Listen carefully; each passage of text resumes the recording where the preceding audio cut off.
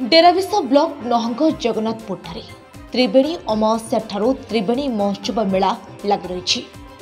बाबा आरतेश्वर पीठरे पीठाधीश हर पार्वती त्रिवेणी महोत्सव मेला मुख्य पर्व। आरतेश्वर महिमा को मने पकाया दीर्घ 12 वर्ष हे पीठरे त्रिवेणी मेला आयोजित होता है। विभिन्न यात्रापाटी आसी मेलारे यात्रा परिवेशन करथांती। मेला बुलिबाकू हजार हजार दर्शक आसी। प्रसिद्ध शैवपीठ भाव ख्यात आरतेश्वर पीठरे त्रिवेणी अमावास्या ठारू यज्ञ होता है एवं परे मेला आयोजित हुए। चलित वर्ष मध्य जनसमागम को दृष्टि रखी नानादी मीना बजार और खाद्य बजार स्टल देखा मिलता।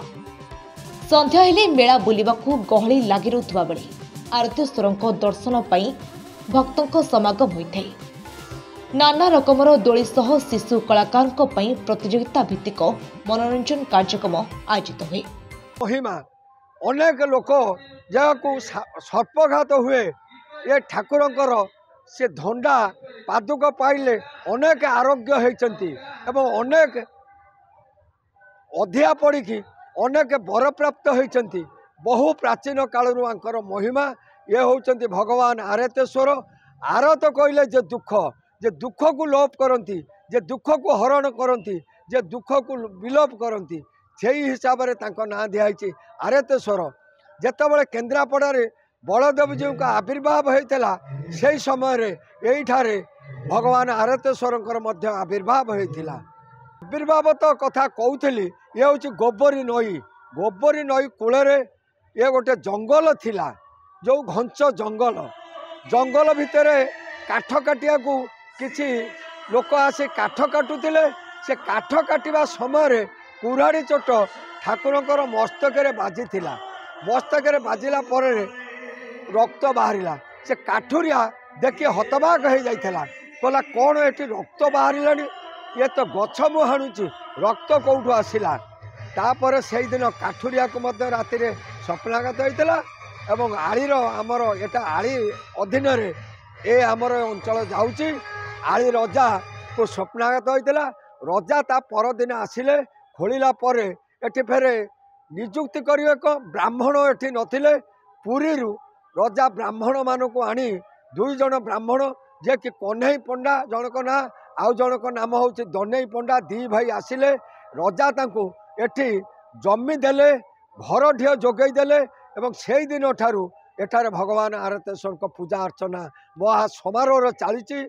एठारे आमर जो विभिन्न पर्वपर्वाणी पालित हुए। गोटे मुख्य हूँ जागर, गोटे बड़ ओषा, माने हजार हजार श्रद्धालु एठारे भक्त मान आसती, रात्र जापन करती एवं श्रद्धालु माने दीप जाली तांकर मनस्कामना पूर्ण करती।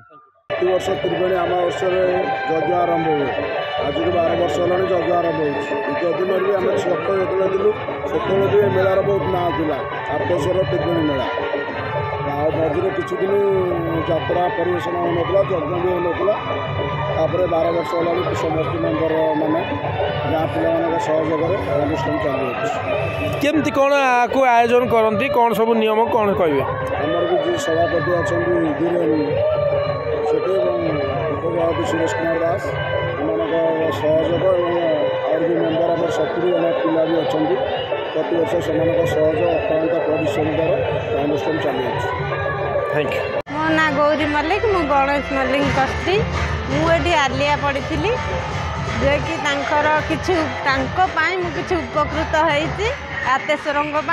मु चाहूली समस्त आगे बुली बुली कहवाई मुझे उपकृत होती बोली। मु गोटे बड़ रोगे थी, मोर देह खराब था, गोटे बड़ रोगे थी। आज माने भल होती। मु चाहूली समस्त कहवाई मुझे उपकृत होती। समस्त विश्वास करतु, समस्त भरोसा करतु, भी उपकृत हुंतु। आरतेश्वर भाया देवता कौन जगह ही मिलबे।